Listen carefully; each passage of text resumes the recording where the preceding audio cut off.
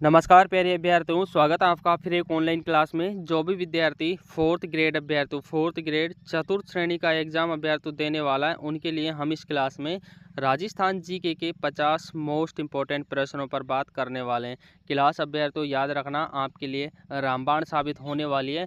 19 से और 21 सितंबर आपका एग्ज़ाम होने वाला है, तो याद रखना टाइम आपके पास बहुत कम बचा है। अब जितना टाइम आपके पास बचा है अभी अभ्यर्थियों, रिवीजन करिए, एमसीक्यू लगाइए, मॉडल टेस्ट करिए, बस इससे ज़्यादा कुछ नहीं करना, आपको नया कुछ नहीं पढ़ना है, बस रिवीजन करने में आप जुट जाइए। टाइम आपके पास बहुत कम बचा है। और जिस बच्चे ने राजस्थान जीके अभ्यर्थियों, सबसे अधिक वेटेज आपका राजस्थान जीके का रहने वाला है। जिस विद्यार्थी ने राजस्थान जीके को कंप्लीट कर लिया, उसका सिलेक्शन अभ्यर्थियों 100% होने वाला है। तो चलिए दोस्तों, बिना देरी के क्लास को स्टार्ट करते हैं। पहले प्रश्न की बात कर लेते हैं कि निम्नलिखित में से कौन सा सही सम्मिलित नहीं है। आपको अभ्यर्थियों गलत युग्म छांटना है। एक तरफ आपके स्वतंत्रता सेनानी दिए हुए हैं और दूसरी तरफ आपके संबंधित देशी रियासत दी हुई है। तो पहले ऑप्शन की बात कर लेते हैं अभ्यर्थियों कि रघुवीर दयाल गोयल, ये अभ्यर्थियों बीकानेर रियासत से संबंध रखते हैं, ये भी इसमें करेक्ट ऑप्शन हो जाता है। बाबा हरिश्चंद्र अभ्यर्थियों जयपुर रियासत से संबंध रखते हैं,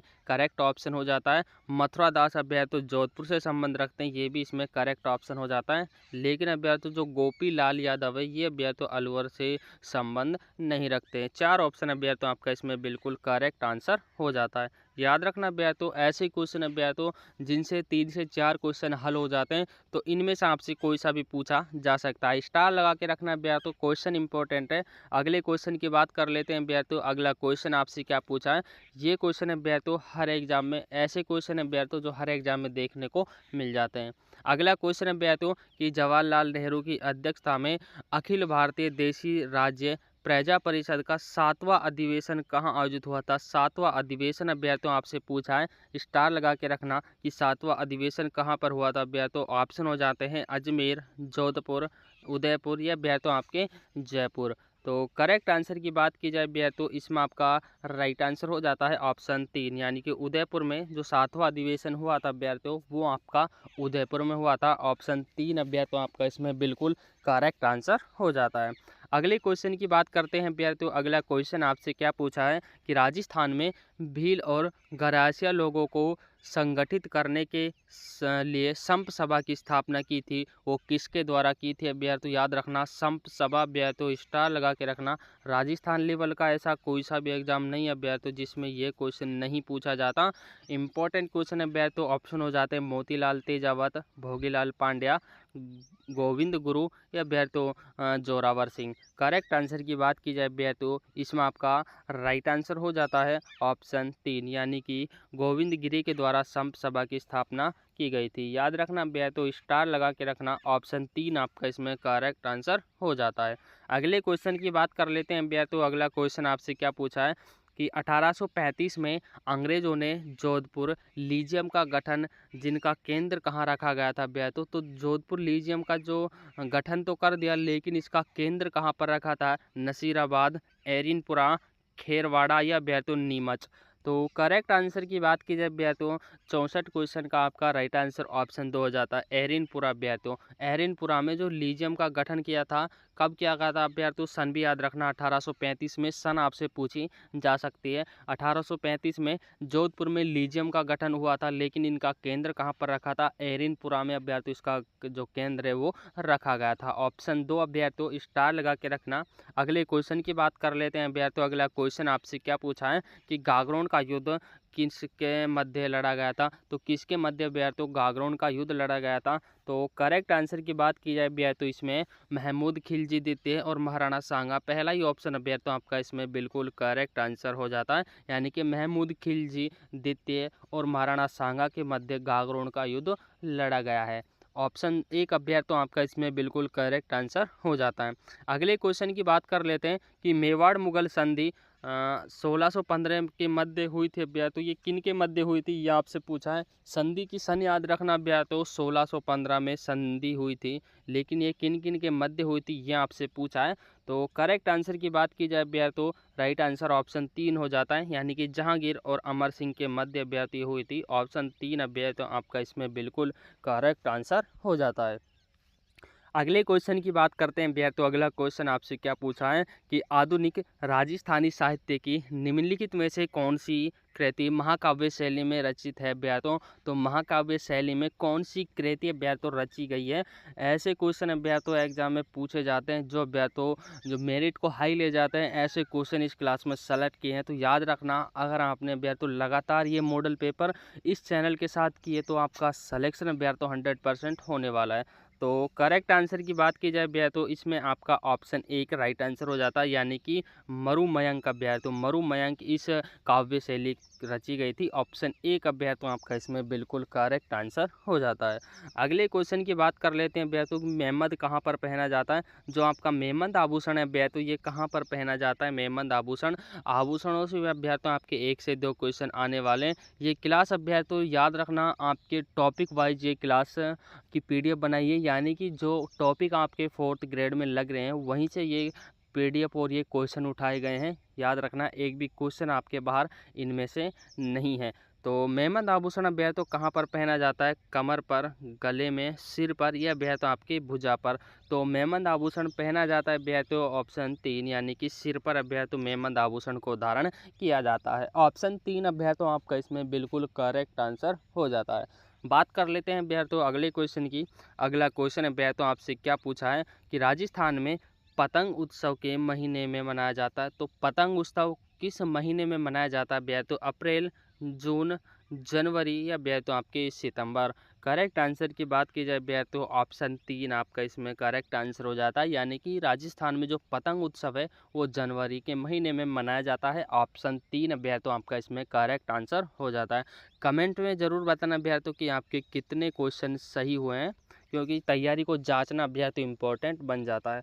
अगला क्वेश्चन है भैया तो कि संत हरिदास संप्रदाय के संस्थापक थे। तो संत हरिदास किस संप्रदाय के संस्थापक थे। रामस्नेही, निरंजनी, निम्बकारी, या भैया तो अखिलिया भैया। तो करेक्ट आंसर की बात की जाए तो इसमें आपका राइट आंसर हो जाता है ऑप्शन 2, यानी कि जो संत हरिदास है भैया तो वो आपका निरंजनी जो संप्रदाय है इसका भैया तो संस्थापक थे। ऑप्शन 2 भैया तो आपका इसमें बिल्कुल करेक्ट आंसर हो जाता है।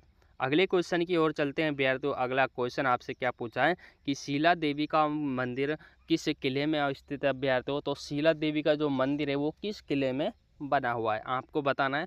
स्टार लगा के रखना भैया तो मंदिरों से आपका 1 से 2 क्वेश्चन 100% एग्जाम में आने वाले, क्योंकि भैया तो आपके जहाँ से टॉपिक लग रहे हैं वहाँ से आपके क्वेश्चन आने ही आने। तो याद रखना, हर टॉपिक से ये क्वेश्चन उठाए गए हैं। तो शीला देवी का जो मंदिर है वो आपको बताना है कि किस किले में बना हुआ है। कुंभलगढ़, आमेर, अचलगढ़, या आपके मेहरानगढ़। करेक्ट आंसर की बात की जाए ऑप्शन 2 अभ्यर्थ तो आपका इसमें राइट आंसर हो जाता है, यानी कि आमेर किले में शीला देवी का मंदिर बना हुआ है। और आमेर किला अभ्यर्थ तो कहाँ पर है, ये अभ्यर्थ तो आपके जयपुर में बना हुआ है। ऑप्शन 2 अभ्यर्थ तो याद रखना। अगले क्वेश्चन की बात कर लेते हैं। अगला प्रश्न अभ्यर्थ तो कि उदयपुर में उदयपुर में राजस्थान महिला परिषद की संस्थापक कौन थे अभ्यर्थ। तो स्टार लगा के रखना अभ्यर्थ। तो ऐसे क्वेश्चन अभ्यर्थ जो मोस्ट इंपॉर्टेंट क्वेश्चन है एग्जाम की दृष्टि से। तो राजस्थान में महिला परिषद की संस्थापक कौन थी।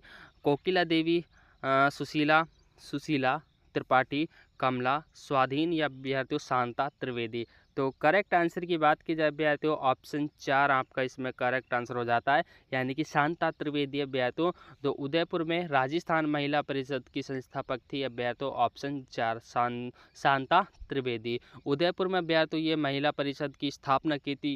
जिला भी याद रखना अभ्यर्थियों, ये भी आपसे पूछा जा सकता है कि राजस्थान महिला परिषद कहाँ पर स्थित है। तो राइट करके आना आपको उदयपुर, और इसकी संस्थापक कौन है, शांता त्रिवेदी। ऑप्शन 4 अभ्यर्थियों दोनों को याद रखना, कोई सा भी आपके एग्जाम में पूछा जा सकता है। अगले क्वेश्चन की बात कर लेते हैं अभ्यर्थियों। अगला प्रश्न आपसे पूछा है कि नरेंद्र मंडल का प्रथम संचालक कौन था अभ्यर्थियों। तो जो नरेंद्र मंडल है इसका प्रथम चांसलर यानी कि चलाने वाला कौन था। कोई इसमें आपके ऑप्शन हो जाते हैं महाराणा गंगा सिंह, महाराजा फतेह सिंह, महाराजा सुमेर सिंह, या अभ्यर्थियों राव उम्मेद सिंह। करेक्ट आंसर की बात की जाए अभ्यर्थियों ऑप्शन 1 यानी कि महाराजा गंगा सिंह जो नरेंद्र मंडल का प्रथम चांसलर था। Option 1 is the correct answer. अगले क्वेश्चन की बात कर लेते हैं अभ्यर्थियों। अगला क्वेश्चन आपसे क्या पूछा है कि बरड़ का किसान आंदोलन किस भूतपूर्व देशी रियासत से संबंधित है अभ्यार्थियों? तो जो बरड़ का किसान आंदोलन है, याद रखना अभ्यार्थियों, बरड़ का जो किसान आंदोलन है वे किससे संबंधित रखता है? तो बीकानेर, जयपुर, बूंदी या अभ्यार्थियों आपकी कोटा। तो ऑप्शन 3 अभ्यार्थियों ये बूंदी से संबंध रखता है। जो बरड़ का किसान आंदोलन अभ्यार्थियों ये बूंदी में हुआ था। ऑप्शन 3 अभ्यार्थियों आपका इसमें बिल्कुल करेक्ट आंसर हो जाता है। अगले क्वेश्चन की बात कर लेते हैं अभ्यार्थियों। अगला क्वेश्चन आपसे क्या पूछा है कि राजस्थान सूचना आयोग का गठन कब हुआ था? स्टार लगा के रखना अभ्यार्थियों, मोस्ट इम्पोर्टेंट है एग्जाम की दृष्टि से। तो राजस्थान सूचना आयोग का गठन आपसे पूछा है 18 अप्रैल 2005, 18 अप्रैल 2006, 28 अप्रैल 2005 या आपके 28 अप्रैल 2006। करेक्ट आंसर की बात की जाए अभ्यर्थियों, ऑप्शन 2 आपका इसमें बिल्कुल राइट आंसर हो जाता है, यानी कि 18 अप्रैल 2006 में अभ्यर्थियों 18 अप्रैल 2006 को राजस्थान में सूचना आयोग का गठन हुआ था। ऑप्शन 2 आपका इसमें बिल्कुल करेक्ट आंसर हो जाता है। बात कर लेते हैं अभ्यर्थियों अगले क्वेश्चन की। अगला क्वेश्चन अभ्यर्थियों आपसे क्या पूछा है कि जिला आयोजन समिति में निर्वाचित व पदेन सदस्य कितने होते हैं? पहले तो आपको बताना है निर्वाचित, फिर आपको बताना अभ्यर्थियों पदेन सदस्य। अभ्यर्थियों ऑप्शन हो जाते हैं 20 और 5, 20 और 3, 20 और 2 या अभ्यर्थियों 20 और 10। तो सबसे पहले आपको निर्वाचित बताना है कि निर्वाचित कितने हैं अभ्यर्थियों किस में? जिला आयोजन समिति में। तो करेक्ट आंसर की बात की जाए अभ्यर्थियों ऑप्शन 2 अभ्यर्थियों, यानी कि निर्वाचित आपके 20 हो जाते हैं और अभ्यर्थियों पदेन कितने हो जाते हैं? पदेन आपके 3 हो जाते हैं, यानी कि ऑप्शन 2 अभ्यर्थियों आपका इसमें करेक्ट आंसर हो जाता है। दोनों को याद रखना, निर्वाचित भी आपसे पूछा जा सकता है और पदेन सदस्य कितने होते हैं अभ्यर्थियों? वो 3 होते हैं। ऑप्शन 2 अभ्यर्थियों स्टार लगा के रखना। अगले क्वेश्चन की बात कर लेते हैं अभ्यर्थियों। अगला क्वेश्चन आपसे क्या पूछा है कि निम्नांकित में से किस तारीख को राजस्थान उच्च न्यायालय के नियम 1952 प्रभावी हुआ था? तो 1952 किस तारीख को प्रभावी हुआ था अभ्यर्थियों, ये आपसे पूछा है। ये अभ्यर्थियों संविधान से इम्पोर्टेंट क्वेश्चन आपसे पूछे जाने वाले हैं। तो करेक्ट आंसर की बात की जाए अभ्यर्थियों ऑप्शन 3 15 अगस्त 1952 को ये नियम प्रभावी हुआ था अभ्यर्थियों। ऑप्शन अभ्यर्थियों आपका इसमें 15 अगस्त 1952 को। ऑप्शन अभ्यर्थियों ये थोड़ा मिसप्रिंट हो गया, आप इसको सही कर लीजिएगा। अगले क्वेश्चन की बात कर लेते हैं अभ्यर्थियों। अगला क्वेश्चन आपसे क्या पूछा है, जब आप किसी निजी पार्टी में देखते हैं कि भारतीय ध्वज का उपयोग वक्ता की मेज को ढकने के लिए किया गया है, तो मौलिक कर्तव्यों का कौन सा अनुच्छेद लागू होता है? तो मौलिक कर्तव्य का कौन सा अनुच्छेद लागू होता है ये आपको बताना है।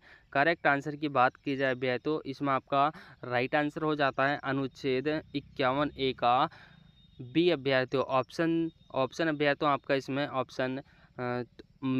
ऑप्शनों में थोड़ा मिसप्रिंट होगा अभ्यर्थियों, ये हो जाता है, आप इसको देख लीजिएगा, ये आपका इसमें करेक्ट ऑप्शन हो जाता है। अगले क्वेश्चन की बात कर लेते हैं अभ्यर्थियों। अगला क्वेश्चन आपसे क्या पूछा है कि राज्यपाल की अनुपस्थिति में किनके दायित्वों का निर्वहन कौन करता है? तो इनके दायित्व का निर्वहन कौन करता है राज्यपाल की अनुपस्थिति में? इनके अभ्यर्थियों जो कर्तव्य होते हैं, इनका जो कार्य होता है, उनको कौन चलाता है? तो करेक्ट आंसर की बात की जाए अभ्यर्थियों ऑप्शन 3 अभ्यर्थियों उच्च न्यायालय के मुख्य न्यायाधीश अभ्यर्थियों। ऑप्शन 3 इनके कार्यों का निर्वहन करता है। स्टार लगा के रखना अभ्यर्थियों, ऐसे क्वेश्चन एग्जाम में पूछे जाने वाले हैं। तो दोस्तों क्लास को यहीं पर स्टॉप करते हैं। कितने क्वेश्चन अभ्यर्थियों क्लास में हुए कमेंट में बताना, आपके कितने क्वेश्चन सही हुए।